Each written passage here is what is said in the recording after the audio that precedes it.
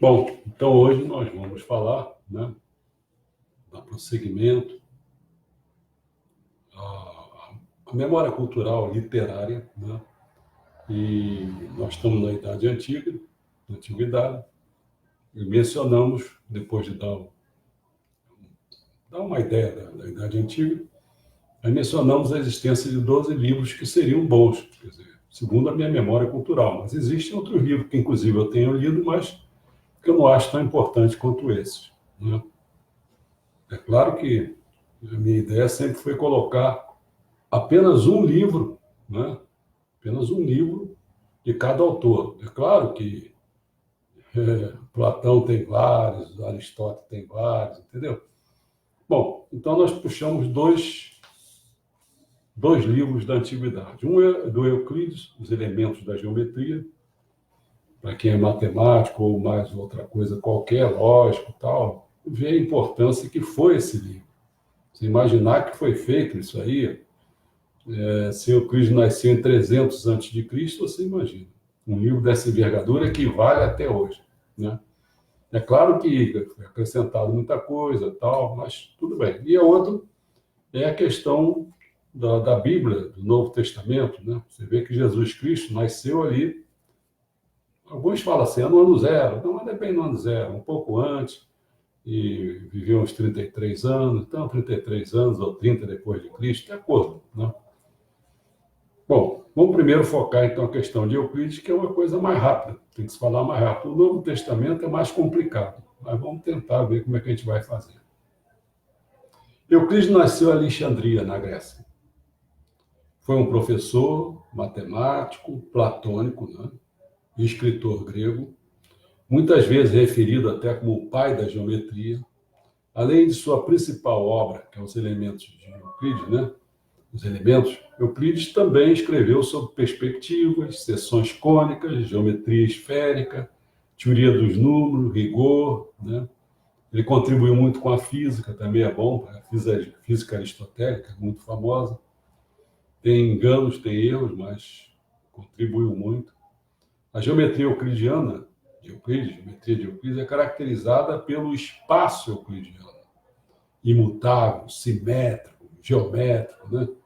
Metáfora do saber na antiguidade clássica, e que se manteve incólume no pensamento matemático medieval e renascentista, pois somente nos tempos modernos puderam ser construídos modelos de geometrias que são não euclidianas, tá? Bom, os elementos da geometria, esse livro, né? A obra Os Elementos, atribuída a Euclides, é uma das mais influentes na história da matemática, servindo como principal livro para o ensino da matemática, especialmente a geometria. Desde a data da sua publicação até o fim do século XIX, ou seja, até melhor, o início do século XX, nessa obra, os princípios do que é hoje chamado de geometria euclidiana foram deduzidos a partir de um pequeno conjunto de axiomas. Axiomas são proposições que não são demonstradas, elas são consideradas, quer dizer. Então são axiomas, quer dizer. Elas são aceitas, tá? Mas sem ser demonstradas. A obra composta por 13 volumes, sendo 5 sobre geometria plana, 3 sobre números, um sobre a teoria das proporções, um sobre incomensuráveis. Era claro, quando você faz um quadrado, né? Se você pegar a diagonal, se você conhecer o teorema de Pitágoras, o que acontece? Você tem aqui uma diagonal, você tem ali um ângulo reto, então aquela diagonal é a hipotenusa, né? Hipotenusa ao quadrado é igual à soma dos quadrados dos catetos, dos outros dois lados do triângulo. Então, se tiver assim, para você ter uma ideia, se tiver os catetos de unidade, de 1, então 1 ao quadrado mais 1 ao quadrado dá 2. Então, a diagonal ao quadrado diagonal, então seria igual, diagonal ao quadrado igual a 2, então diagonal seria igual, aí não se encontraria nenhum número natural, não sei o que, tal, seria um incomensurável, entendeu? Seria uma raiz de 2 que eles não conheciam. Bom, então, os três últimos são sua geometria no espaço. Escrita em grego, a obra cobre toda a aritmética, a álgebra e a geometria conhecidas até então no mundo grego, reunindo o trabalho de predecessores de Euclides. Então, não só foi ele que fez, mas reuniu as coisas que estavam sendo feitas, como Hipócrates, Eudóxio, né?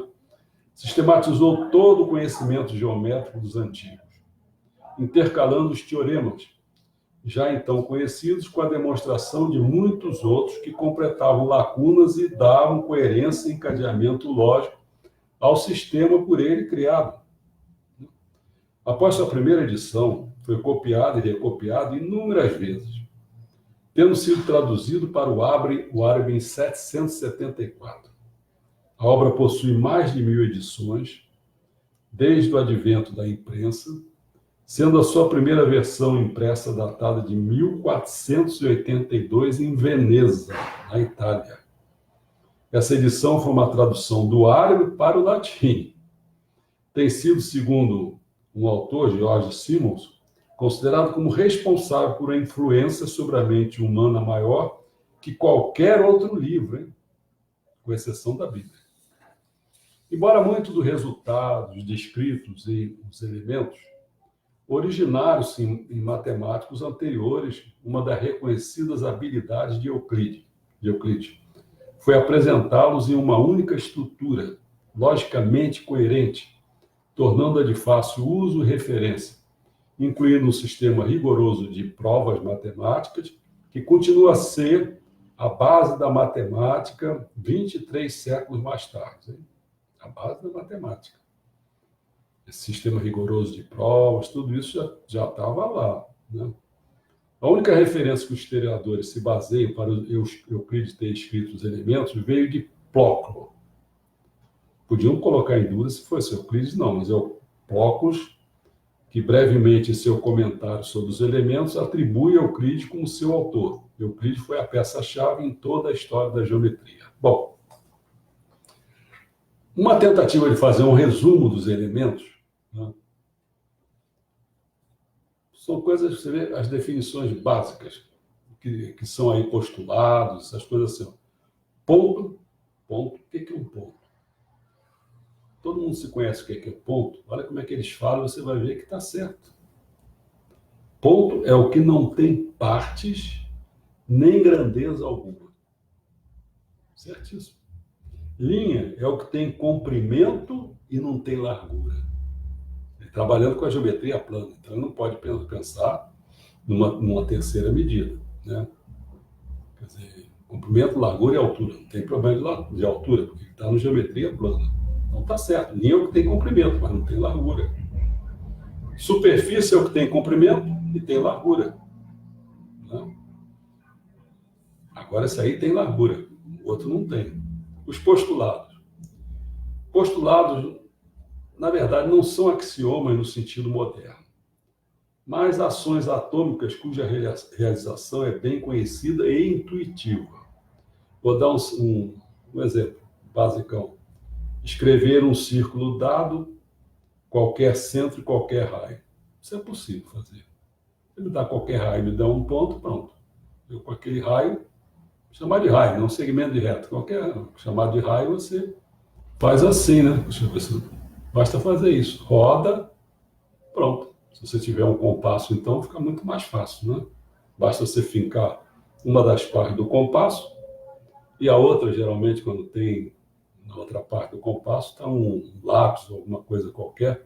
Então, se você fixa o ponto do compasso ali naquele centro, E com abertura qualquer, que seria o segmento de reta, ou raio, você basta rodar ele, circunferência, né? Bom, tem muitas outras coisas, mas o que é mais interessante citar, porque é uma coisa que foi alterada e construiu outras coisas, que é o postulado das paralelas, que é o quinto postulado de Euclides. O que é que ele fala, né? Ele fala de uma outra maneira, mas eu vou falar para vocês, de outra maneira. Imagina que você tem uma reta, tá? Você tem um ponto fora dessa reta. Fora dessa reta você tem um ponto. Quantas paralelas você pode traçar passando por esse ponto? Quantas paralelas você pode traçar passando por esse ponto, mas sendo paralela a essa reta dada? Quantos? Pensou? É o que o Euclides fez. Só pode passar uma única paralela. Tem uma reta. Né? Tem um ponto lá, só passa a única. Passando por esse ponto, só passa uma paralela a essa. Esse era um postulado, não se demonstrava, né?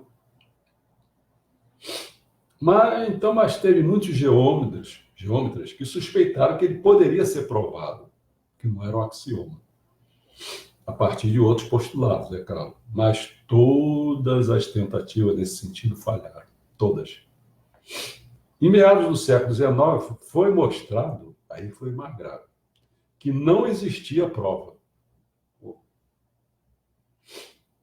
Assim, porque é possível construir, se não tem prova, é possível construir geometrias que não são euclidianas. Você pode dizer tanto que pode passar por aquele ponto em uma reta dada, você pode dizer que pode ter uma única paralela por ali, pode ter nenhuma e pode ter uma multidão. Aí você, como? Como é que é isso?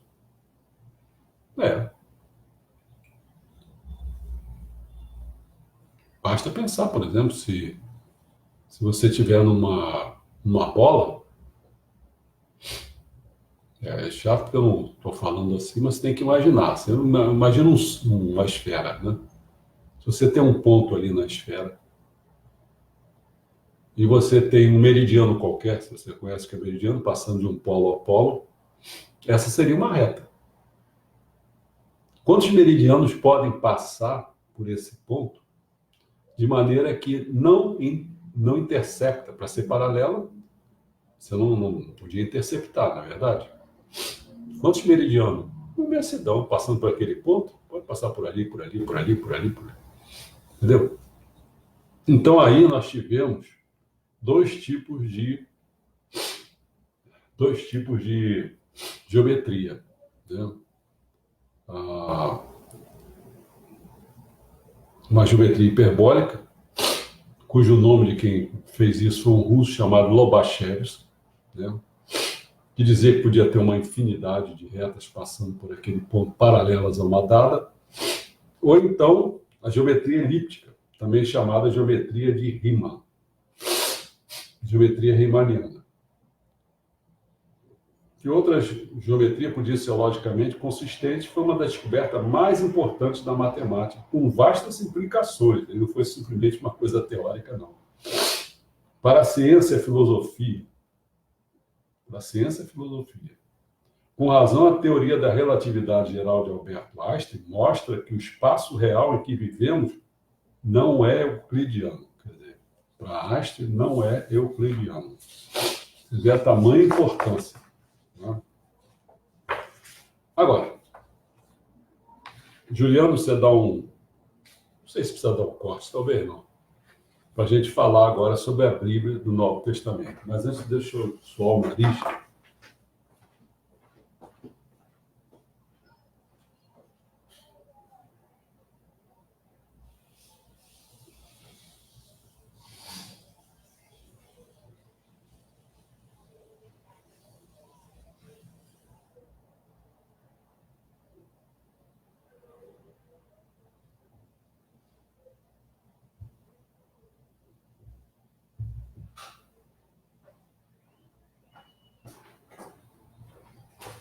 Voltemos. Olha só.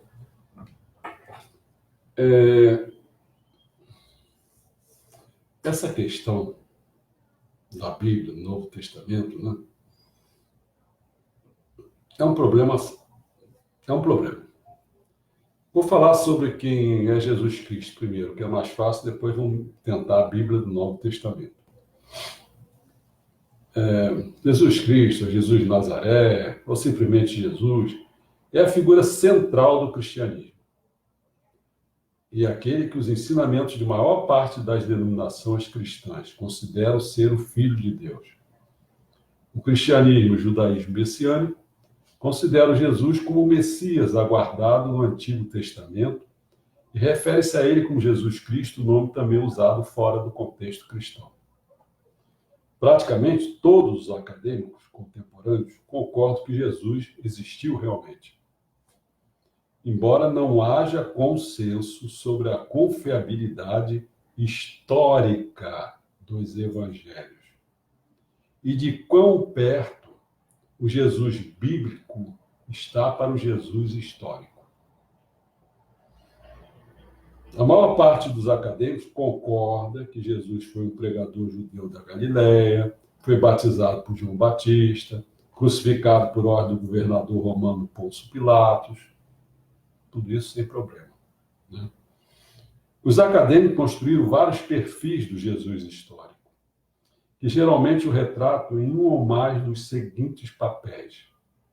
Ele seria o líder do movimento apocalíptico, o Messias, um curandeiro carismático, um sábio e filósofo, ou um reformista igualitário. A investigação tem vindo a comparar os testemunhos do Novo Testamento com registros históricos fora do contexto cristão, de modo a determinar a cronologia da vida de Jesus.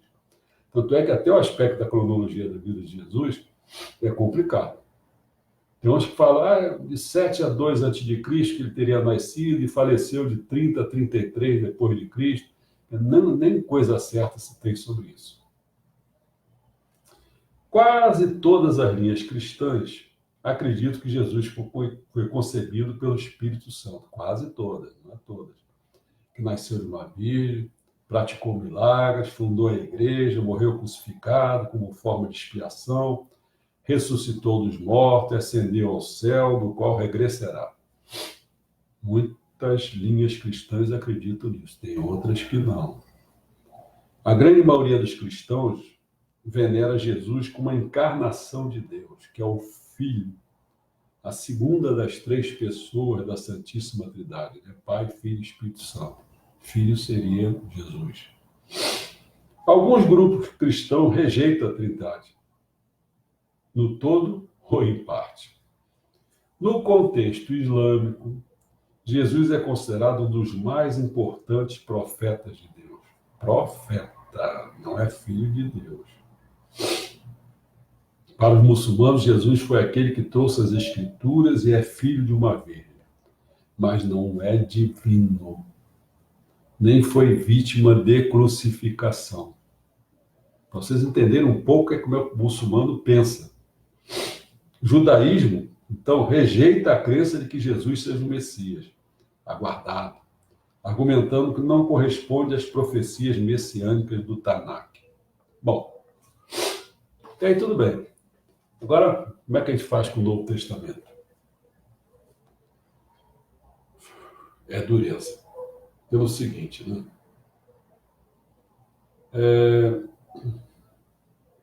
Se você olhar o Novo Testamento, são 27 livros. Aqui dos evangelhos são 4. Mas ainda tem 23 livros ali. Tá? Aí você podia pensar assim, como é que foi construído esse Novo Testamento? Né? Tem uns que acreditam, sabe como é que é? Que o cara... Porque, primeiro, aquelas coisas não são livros, né? Eram rolos. Então, o cara parece que imagina que teria um rolo só e o cara botou debaixo do braço, pronto, eu estou com o Novo Testamento. Interessante, né? Se ele souber que demorou, quando eles chamam assim os cânones, né?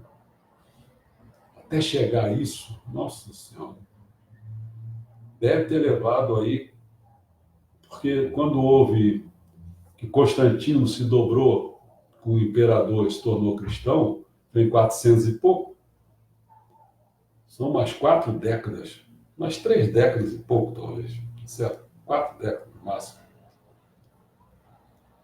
Cada década, falando, cada centena, né? Centena, década, centena.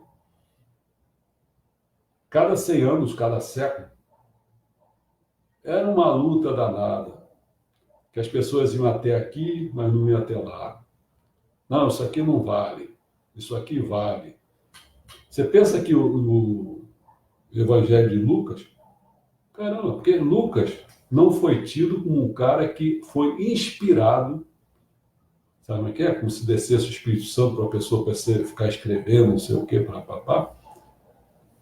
Lucas não foi considerado inspirado. Então demorou tempo para considerar que ele fosse uma das partes do Evangelho. Apocalipse não só teve esse aí do São João. E quando teve Apocalipse do João, era João, o João que ninguém sabia quem era. Entendeu como é que é? Demorou para ser reconhecido, todas essas coisas. Um dos que não era apóstolo.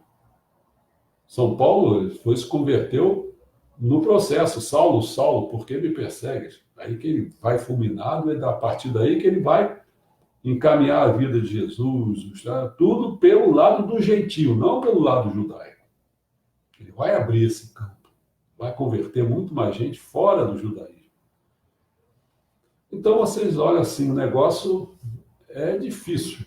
Eu estou querendo dizer assim para vocês, até para chegar a um ponto para falar para vocês, olha, meus amigos, eu já fiz, vou mostrar para vocês aqui, que geralmente esse troço é complicado para...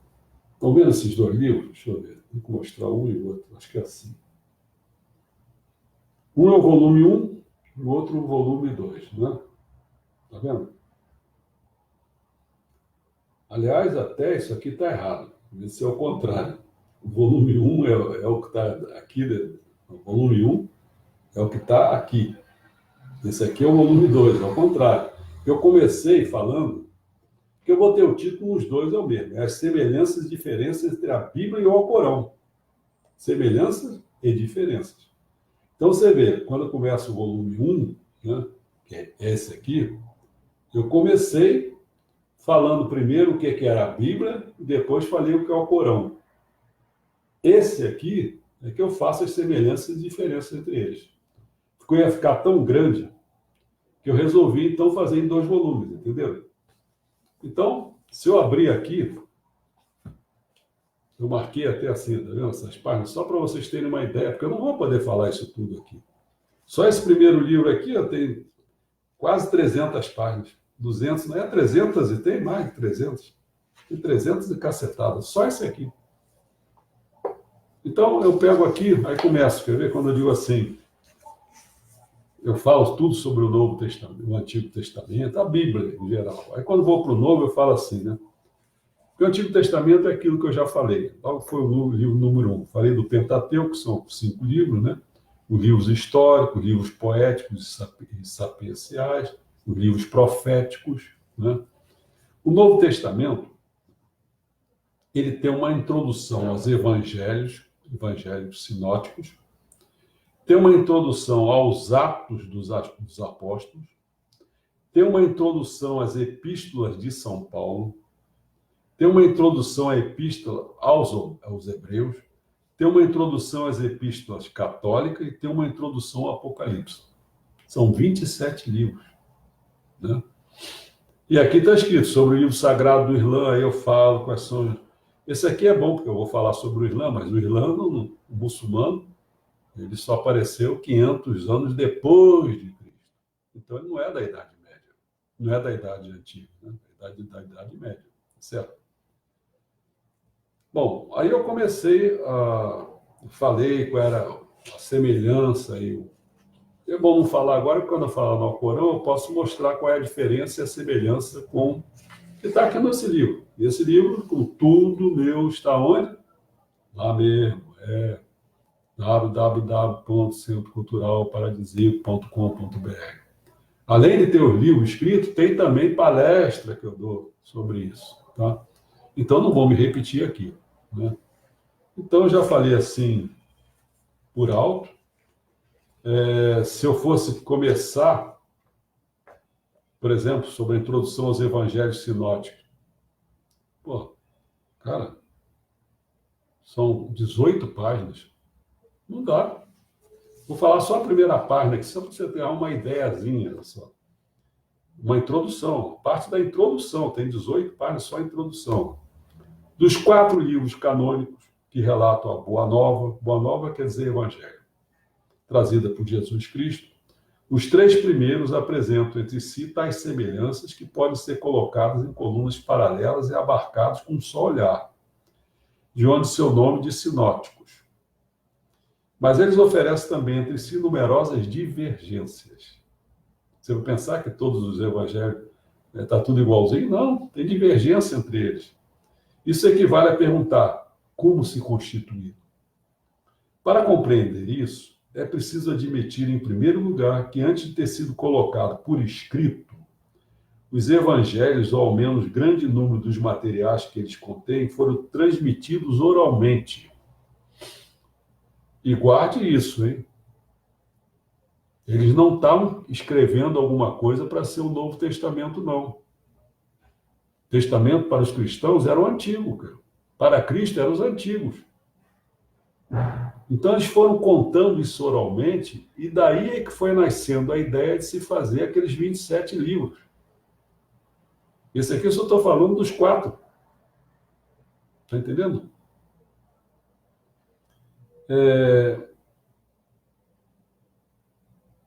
Para compreender isso, é preciso admitir, em primeiro lugar, que antes de ter sido colocado por escrito, os evangelhos, ou ao menos grande número dos materiais que eles contêm, foram transmitidos oralmente. No princípio, houve a pregação oral dos apóstolos, centrada em torno do querigma, que anuncia a morte redentora e a ressurreição do Senhor. Ela se dirige aos judeus, aos quais era necessário provar, graças ao testemunho dos apóstolos a respeito da ressurreição, que Jesus era de fato o Messias anunciado pelos profetas de outrora. Ela terminava com apelo à conversão. Desta pregação, os discursos de Pedro nos Atos dos Apóstolos fornecem resumos típicos. Aí diga onde que está, versículo, parágrafo, tal. Falo também de Paulo, né, tal. Mesmo aqueles que se convertiam, era preciso dar, antes que recebesse o batismo, um ensinamento mais completo a respeito da vida e do ensinamento de Jesus. Fizéssemos assim um paralelo, o convertido, o que quisesse ser membro messiânico, né? Quem sabe se ele não tinha que fazer isso aqui, ó. Antes que recebesse o batismo, acho que recebesse o Ricari, ensinamento mais completo a respeito da vida e do ensinamento do Messias missão. Era bom saber, não era? Sabendo que está entrando. Um resumo desta catequese pré-batismal nos é dado em Atos, tal, cujo esquema anuncia já a estrutura do Evangelho de Mateus, batismo dado por João, durante o qual Jesus recebeu o Espírito, atividade, e vai por aí fora. Porque são 18 páginas, eu não vou conseguir fazer isso, nós já estamos com mais do que 30 minutos. Tá certo? Mas estou dando uma ideia para aquela pessoa que quer aprofundar, porque vai ser sempre esse problema. O que nós estamos fazendo aqui é oferecendo uma primeira, oferecendo informação do que existe, que a maioria talvez não conheça nada, não sabe nem... Por exemplo, quando a gente for falar, o que o camarada pode entender que na próxima vez, no próximo encontro, eu vou falar do Almagesto, por exemplo. O que o cara entende que seja um Almagesto, né? O que ele pode entender isso? Se eu falar assim, a história natural de Plínio o Velho, se eu falar ópera, o cara vai pensar que ópera é isso aí. Ó. Se eu falar do pedagogo, olha coisas que a gente vai falar. Conhecer a cidade de Deus de Santo Agostinho, que existe uma coisa de Santo Agostinho. Quem é Santo Agostinho? A importância dele. a Cidade de Deus, a importância que tem esse livro, entendeu? Então, nós vamos fazer assim sempre, até lá, que são 160 livros. Aí nós estamos no quinto, né? No quinto livro, eu acho que é isso. Isso aqui talvez possa vir a ser. É o sexto elemento da geometria, foi o sexto, aliás. O sétimo é a Bíblia, não, o sétimo. Né? Como são 12, a gente vai fazer aí 4 amanhã, e depois da manhã a gente vai fazer a Cidade de Deus. Aí encerra essa questão dessas memórias culturais literárias da Idade Antiga. Né? Aí para entrar na Idade Média, aí, no ano que vem. Entendeu? E já dentro da onde? Isso aí, acertou. Dentro da voz messiânica. Quem não estiver escrito lá não vai ver. Certo? Só para dar um detalhezinho assim, hoje eu gravei 4. São 10 livros, né? Ontem eu gravei apenas um, hoje gravei 4. E eu vou fazer 9, um eu tirei mesmo, que achei que não vale a pena. E vou fazer, na quinta-feira, vou fazer o restante. Espero fazer o restante. Hoje, a garganta está ferrada. Entendeu? Falar 4 livros. 4 que eu falei? 4, não, 3, sei lá, não sei. Não, foram 4. 4 livros. Coisa para boca. Entendeu? O último já estava esgotado. Bom, vamos então. Eu comecei a abordar da Bíblia, que eu busquei isso assim, olha, ao escrever e postar a comparação entre a Bíblia e o Alcorão, foi esse livro que eu mostrei para você. Escrevemos o seguinte, que eu botei assim, ó, por que traduzir novamente a Bíblia, sendo que já existem diversas traduções? Como a maioria das pessoas com interesse de ler a Bíblia depende da tradução, é a mesma coisa que acontece com a gente. Você pensa, está lá os livros lá em japonês. Aí vão as pessoas com interesses diversos. Tem uns que não estão no menor interesse de traduzir aquilo. Estão fazendo uma mixórdia, entendeu? Então, o que você tinha que fazer? Ter um interesse danado, porque para você traduzir uma coisa, você tem que levar em tempo o contexto, a língua que estava sendo falada. Né? Você tem que conhecer qual o espírito daquele momento que ele estava lá, ele estava falando com que intenção, né? As palavras que ele usa, não pode pegar qualquer Barnabé, qualquer Zé Ruela para traduzir, não, mesmo que ele seja japonês, primeiro que ele nem vai entender, porque não está naquela linguagem do japonês atual, disso aí, está em outra. Eu vi uma pessoa fazendo um esforço que eu louvei muito. Ele é um filósofo paraense, do Pará, né? Ele veio para o Rio de Janeiro para estudar durante anos, sabe o quê? O grego. É como devia ter muita gente lá estudando o japonês, se o japonês não tivesse competência para fazer. Seria mais fácil, né? Eu também não sei se tem ou não tem. Bom, a Bíblia depende da tradução. Esta última precisa ser o mais exato possível. E isso em diversos sentidos. De um lado, a tradução não pode se dar o direito de aumentar ou diminuir o texto bíblico, devendo preconizar o princípio da fidelidade ao texto a ser traduzido. Nesse sentido, também é importante analisar exatamente a forma de cada palavra e a construção das frases. Bom, não vou falar nada, é um monte de precisão que coloco aqui. Então, aqui, eu fiz assim, como é que eu raciocinei? Já tem quase 40 minutos, eu digo assim, olha, se eu quiser falar da Bíblia, desde os 4, são 27 livros, eu não vou ter tempo para fazer isso. Então, busquei uma coisa que também está lá, já está feito no volume 5 das religiões, da Bíblia do século XXI, né, a sistematização dos ensinamentos do Messias são, que eu boto aqui os trechos de ensinamentos do Messias em relação ao cristianismo.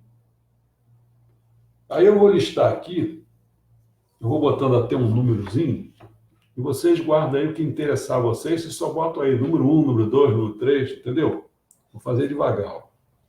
Número 1, eu vou considerar religião, quer dizer, o cristianismo, religião tradicional mais evoluída. 1. 2. Evidenciador da ordem dos elementos fundamentais. 3. Pregador da não resistência e do perder para ganhar. 4. Personificação do amor e do não julgar. 5. Indicador da crença em Deus e da saúde como via da felicidade. 6. Desinteressado em relação à doença. 7. Visão pecaminosa dos instintos, superação pela abstinência. 8. Sentimento de superioridade religiosa. 9. Desenvolvida através do sofrimento sem alegria. 10. Contido pela Igreja Messiânica Mundial e constituído por seitas. 11º, Tágio simbolizado por cruz. 12º, defensor da tese do purgatório. 13º, o templo, o donativo, a oração e sermão não celestiais.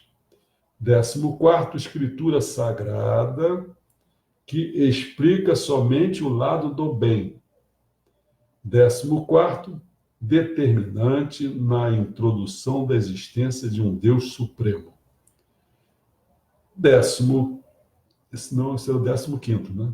15º é que é determinante na introdução da existência de um Deus supremo. Porque o 14º eu falei que era a escritura sagrada que explica somente o lado do bem. O 16º é Jeová. O 17º é o fundador Jesus Cristo. O 18º é o protagonista principal do controle sobre o mal. 19º é perseguido, revolucionário, não heróico na parte espiritual. 20º, voluntarioso de não revelar seu íntimo. 21º, um ser divino, filho de Deus e Nimeshu Sama. 22º, mensageiro de Deus, praticante de futi, iluminado de nível médio. 23º, incapaz de entender Deus e de pregar a verdade. 24º, um redentor destituído de poder canon, porém realizador de famosos milagres. 25º, religião tradicional mais evoluída. 26º, profeta dos adventos, fim do mundo, paraíso terrestre e de seu retorno. Então tem aí 26 pontos para vocês escolherem o que vocês mais acham interessante, né? Vamos ver aí.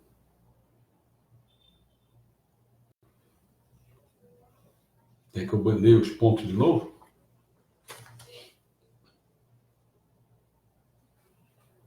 Bom, vou falando enquanto isso alguns. Por exemplo, esse pregador da não resistência e do perder para ganhar. Pregador da não resistência e do perder para...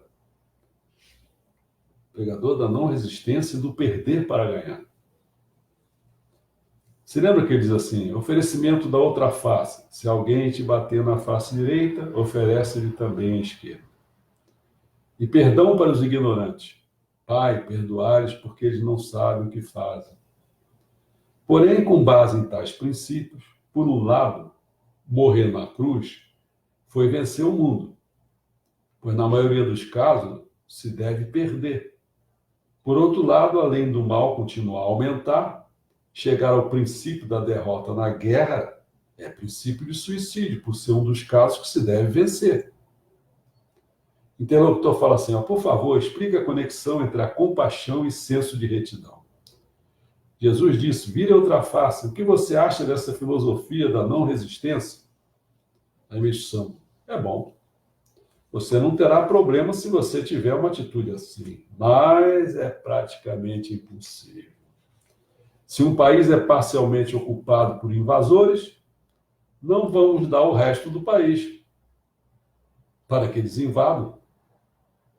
Siga este ensinamento de Jesus em sua atitude e seja flexível e realista ao aplicá-lo, verificando todo o contexto em que a situação é inserida.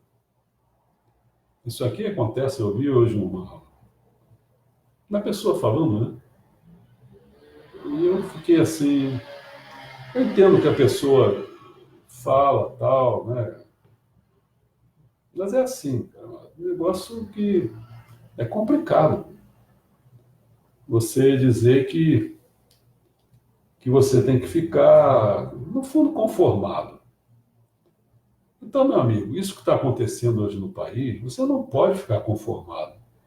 Você não pode achar, por exemplo, já pensou, tinha uma ideia assim dos ensinamentos que você, se você ficar lendo dessa maneira, é um problema sério. Lê assim, quer ver? É que as pessoas têm que aceitar o mestre que vem para ele, aceitar o presidente da República, aceitar o Toffoli como presidente Oh, cara, peraí, pô. É a mesma coisa que está oferecendo. Você quer oferecer outra face? Não, você tem que dizer o seguinte, isso não é justo. Então tem que falar, tem que falar, não é justo. Quer dizer, mas o que vale é a Constituição o quê? Tá maluca? Só perguntar, quem fez a Constituição? Foi Deus, por acaso? Não. Foi os políticos. Porra, cara! Tem que falar assim, porra, cara! Você imagina esses legisladores, que não é desde hoje, não são esses, não. Todos essa casta que vem lá de trás é a mesma porcariada de ser. Eles vão fazer legislação e a gente vai ter que cumprir. Aí você vai dizer, mas você não pode ser contra a Constituição. Meu amigo, você quer dizer que eu tenho que me suicidar? É isso que você está querendo dizer? Que eu tenho que ficar quieto? Por isso, quando eu falo assim, democracia é uma merda, aí você vai dizer, é fascista. Não estou dizendo que eu sou isso. Você que está me dizendo. Eu estou dizendo que é uma merda, porque o povo que vai escolher só vai escolher os merda. Vai ser ludibriado, vai ser não sei o quê. Então, a democracia não pode. Tão simples isso, não é? Mas o povo, à medida que vai votando, vai aprendendo. Não vai, não. Tem que ser mais de 60 anos, já vi que não aprende. Porque é fácil ser manipulado. É um povo que não tem altivez, não tem, assim, uma moral exemplar. Então se ilude, vende seu voto, entendeu? Acredita em conversinha fiada. É um povo criançado, indolente. Não faz o que o Meixo Sama fala, tem que desenvolver sua inteligência. Não desenvolve inteligência. O lazer desse povo, se você observar, é um lazer ridículo, um merda de um lazer danado. Entendeu? Vê só. Eu falei aquilo, o pessoal flamenguista vai ficar por conta comigo. Mas, pô, caramba. Aquela massa que está ali já foi a manifestações em favor da pátria, da nação brasileira? Não, foi na nação rubro-negra. Cara, peraí. Você quer que eu ache? O cara ficar gritando ali mesmo, e fica gritando o dia inteiro com aquela camisa suada, fedida já. Pô, tu acha que acredito nisso? Não sou burro para acreditar nisso. Você é anti-flamenguista. Não estou dizendo nada disso. Se o Fluminense, que é meu time, se fizer a mesma coisa, eu vou achar a mesma coisa. Mesma coisa. Mesma coisa. Então, Meixo Sama, é bom. Você não terá problema se você tiver uma atitude assim, mas é praticamente como eu já falei. Meixo Sama, não fazer nada não é bom. Tudo depende da situação. Se somos processados, então devemos aceitar e lutar de volta. De vez em quando, temos que iniciar as coisas no tribunal. Há algum tempo, comprei uma propriedade, ele Meixo Sama. Depois de comprá-la, o antigo proprietário cortou algumas árvores para seu próprio uso. Eu o levei à corte imediatamente e, claro, ganhamos. Portanto, observe cuidadosamente o tempo em várias ocasiões e situações. Você tem que lidar com o problema usando a sabedoria, de uma maneira simples. Se o outro lado tentar me bater, eu apenas me esquivo. Se eu não fizesse nada, seria ridículo. Ridículo. Não defender, por exemplo, Dalton Dallagnol, o cara é um herói, cara. E estão querendo processar ele. Tinha que inverter essa situação. Quem está querendo processar ele é que tem que ser processado. Não, mas tem que agir de acordo com a lei. Vá se fuder, cara. Quem de acordo com a lei? Acreditar nessa tua lei aí, pô. Não é direito positivo, não, que é de acordo com a Constituição. É direito justo. Justo. Que existe, você basta ler que existem esses dois tipos de direito. Senão ninguém teria mandado e punido o pessoal todo do nazismo, porque o nazismo estava de acordo com a lei, tudo positivo, tudo certo. Eles foram para o tribunal lá porque foi pelo direito justo. E Gilmar Mendes e Toffoli, essa turma toda tem que ir para o direito justo. Eles não podem ficar fazendo isso que estão fazendo. Não podem. Eu, nos meus 75 anos, fico indignado que se aceite isso. Vá vocês, seus flamenguistas, seus lulistas, filha da puta, todo, começar a ficar o quê? Vai para lá e dizer que eles não podem fazer isso, pô. Ô, bando de idiota. Ainda quer votar a democracia? Ah, lá pro cacete, pô. Ah, meu Deus. Legítima defesa em nuvens espirituais. A interlocutor. Quando uma boa razão para a autodefesa, ainda assim cria nuvens espirituais? Se é legítima defesa, não são criadas nuvens espirituais. Se essa defesa for além de um certo grau de adequação, então nuvens são criadas. Mas eu vi que o João Carlos botou 4. E o 4 é exatamente a personificação do amor e do não julgar. Então vamos ler isso aqui. Personificação do amor e do não julgar. Esse não julgar também tem que ser colocado aí direitinho, porque senão a gente vai entrar pelo cano. Entendeu? Vamos lá devagar. Não se deve julgar porque o homem jamais consegue saber se alguém está ou não está dominado por Satanás. A pessoa que diz que a outra está é que pode ser que esteja, pois em geral tomam como pertencente a Satanás todas aquelas que não são do seu agrado. Né? Claro, o problema aqui não é de agrado. Não é de agrado. Tudo que o Lula fez seria de agrado de quem? De quem? Só dos boquinha. Lá ele está agradando. Está agradando uma determinada classe. Você vê que tem muita gente que fica bajulando ele até hoje. Né? Mesmo aquelas pessoas que são chamadas de Satanás, acham que fazem um bom trabalho. Há também as que, aos olhos de todos, parecem boas, mas, na verdade, são o oposto. É. E aí? Assim sendo, só Deus pode distinguir, pois ele utiliza vários tipos de pessoas. É semelhante ao teatro, não se pode realizá-lo só com personagens virtuosos. É preciso desenvolver a parte do bem com firmeza e rigor. Recuar a parte do mal. Aliás, para o Criador, o bem e o mal não existem. Não dá para distinguir entre um e outro. Por exemplo, um perdeu dinheiro, o outro ganhou. Bem para um, mal para o outro e ao contrário também. Não é verdade? Então, assim, o problema é como é que você toma atitude? Vamos pensar. Né? Ele lá atrás, o que ele falou mesmo? Ele disse, olha, o camarada cortou as árvores, já tinha vendido o terreno para mim, e cortou as árvores. O que Meixama fez? Levou à justiça. E até ganhou. Mas levou à justiça por quê? Porque ele não podia fazer isso. Aí vem a questão, Meixama julgou ou não julgou? Né? Quer usar a palavra assim, não julgou no sentido que essa pessoa Eu não sei o quanto ele estaria assim com Satanás, não saberia um monte de coisa, não seria, eu não posso dizer para ele que ele vai arder no fundo do inferno. Tudo bem. Mas, se você não quiser botar a palavra e julgar, ele analisou que aquela situação não era correta. Ele não podia ter feito isso porque o terreno não era mais dele. Né? Esquece lei, essa porra dessa direito justo, essa Constituição de merda, esquece isso. Não precisa quase lei nenhuma, não é verdade? Se o cara já vendeu, não é mais dele. Não está certo. Para que ficar em... Daqui a pouco nós vamos precisar, para decidir isso aí, 4 horas do voto do Toffoli, que não vai dizer nada, que é um javanês danado, um juridiquês sem vergonha, não vai adiantar nada. Entendeu? Então, essa é a questão. A questão realmente é que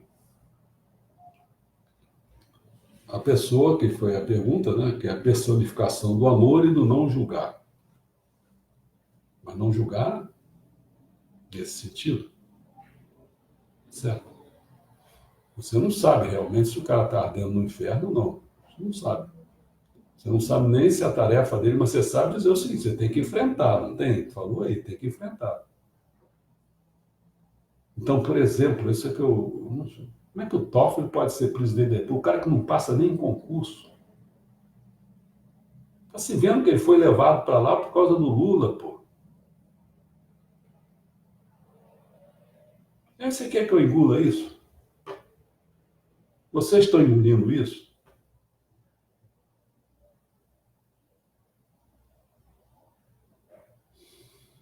Bom, mas só tem o João Carlos que fez o pedido do quarto. Amanhã a gente vai fazer, então, 4 livros, vamos fazer uma exposição dos 4 livros. É claro que vai ser difícil, não dá para descer muito a detalhe, mas vocês vão ganhar uma ideia que na Idade Antiga existiram 4 livros. E vou dizer mais ou menos a importância deles. Vou destacar melhor Santo Agostinho, que é muito importante, porque tem uns que são caras que são muito importantes. Você vê enquanto que Sócrates, Platão e Aristóteles, eles têm vários deuses, né? Aquele politeísmo deles, né? Mas eles abrem a questão para a filosofia, o amor ao saber. E Santo Agostinho coloca a questão já com o imperador, né? Se tornando católico cristão, então ele pega e leva aquilo para o cristianismo. Então, uma coisa importante. O Antigo e Novo Testamento, eles são importantes para a questão judaica, para a questão do cristianismo, são importantes. Né? São importantes. Eles abrem uma porção de coisa, até filosófica mesmo, abrem. Né? Agora, os outros, tipo o Evangelho do Buda também, como eu falei. Né? E esses outros você vai ver. Um vai ser para a pedagogia, outro vai ser para a história natural, outro vai abrindo. Eles vão abrindo campos. Né? Não tanto com aquela ênfase que dá Platão, por exemplo. Né? Bom, eu só não sei, João, não sei se consegue responder daí.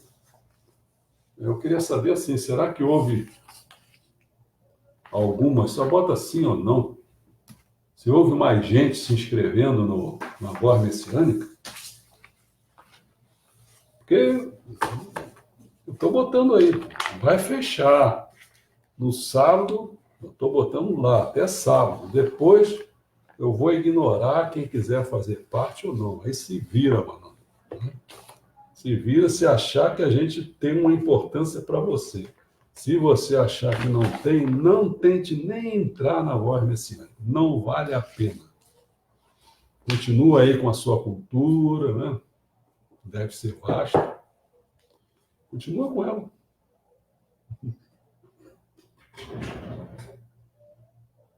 Tá bom? Então, até amanhã. Né?